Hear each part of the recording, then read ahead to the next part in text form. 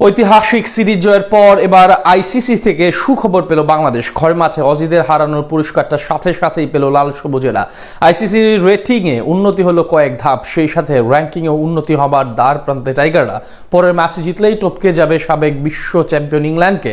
অস্ট্রেলিয়ার বিপক্ষে রেকর্ড গড়া সিরিজ জয়ের পর বাংলাদেশের আইসিসি রেটিংয়ের উন্নতি নিয়ে বিস্তারিত জানবো প্রতিবেদনে। ইতিহাস রচনা করলো বাংলাদেশ। আগের ম্যাচে 21 বছর পর অজিদের হারানো টাইগাররা এবার ইতিহাসে প্রথমবারের মতো সিরিজ জিতে নিল অস্ট্রেলিয়ার বিপক্ষে, যা আগে কখনোই করতে পারেনি টাইগাররা। সেটাই এবার হেসে খেলে করে দেখালো মেহেদী মিরাজের দল। প্রথম ম্যাচে ডিএলএস মেথডে 86 রানে জয় পাওয়া বাংলাদেশ বৃষ্টি বিঘ্নিত দ্বিতীয় ম্যাচে জয় পেল 5 উইকেটের বিশাল ব্যবধানে। আর তাতে করে এক ম্যাচ হাতে রেখেই বিশ্ব চ্যাম্পিয়নদের বিপক্ষে জয় তুলে নিল লাল সবুজেরা। এমন সিরিজ জয়ের পর আইসিসি থেকে বড় সুখবরও পেল লাল সবুজেরা।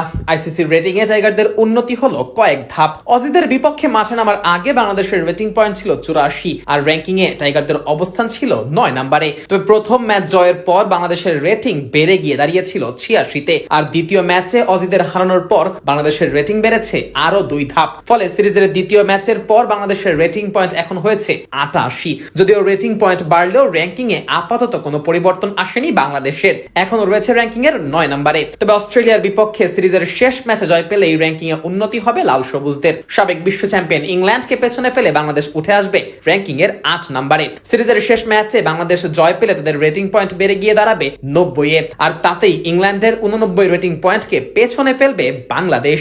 বাংলাদেশের এই জয়যাত্রার পেছনের গল্পটা অবশ্য দারুণ। মেহেদী মিরাজের হাতে দলের দায়িত্ব যাওয়ার পর যখন একের পর এক ম্যাচ হারতে থাকে লাল সবুজেরা, তখনই যেন ফিনিক্স পাখির মতো উদয় হয় নতুন বাংলাদেশের। নাহিদ রানা, তাসকিন আহমেদ, মোস্তাফিজুর রহমানের হাত ধরে টাইগারদের পেস বিপ্লব ঘটে। আর এই পেস বিপ্লবে একে একে ধরা পড়তে থাকে পাকিস্তান, নিউজিল্যান্ডের মতো দলগুলো। এবার সেই পেস বিপ্লবের শিকার হতে হলো বিশ্ব চ্যাম্পিয়ন অস্ট্রেলিয়াকেও। এদিকে টাইগাররা যখন আইসিসি রেটিং এ একের পর এক সুখবর পেয়েই চলেছে, তখন অস্ট্রেলিয়ার সময়টা মোটেই ভালো কাটছে না। কদিন আগেই পাকিস্তানের বিপক্ষে সিরিজ হারের পর এবার বাংলাদেশের সাথেও মাথা পেতে নিতে হলো পরাজয়। আর তাতে করে দিনকে দিন আইসিসির রেটিং কমতে শুরু করেছে মাইটি অজিদের। 106 রেটিং পয়েন্ট নিয়ে বাংলাদেশ সিরিজ শুরু করা অজিদের রেটিং পয়েন্ট এখন নেমে গিয়ে দাঁড়িয়েছে 101-এ। ফলে র্যাঙ্কিং এও অবনতি হয়েছে এক ধাপ। 3 থেকে তারা নেমে গেছে 4 নম্বরে।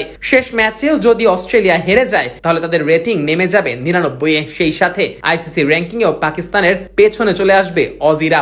একটা সময় ছিল যখন বড় দলগুলোর বিপক্ষে খেলতে নামলে জয় পাওয়া তো দূরের থাক, ব্যাটিং এ কোনো এক ব্যাটারের 50 কিংবা কোনো বোলারের ভালো পারফরমেন্স পাওয়াই ছিল অনেক বড় ব্যাপার। সেখানে টাইগাররা এখন বড় দলগুলোর বিপক্ষে হরহামেশাই ম্যাচ জিতছে, তাও আবার ট্রু স্পোর্টিং উইকেটে খেলেই পাকিস্তান, নিউজিল্যান্ড কিংবা অস্ট্রেলিয়ার মতো দলগুলোকে হারাচ্ছে বাংলাদেশ। আর এটাই প্রমাণ করে দেশের ক্রিকেটে পরিবর্তনের হাওয়া লেগেছে। আর সেই হাওয়ায় এখন রীতিমতো উড়ছে লাল সবুজেরা।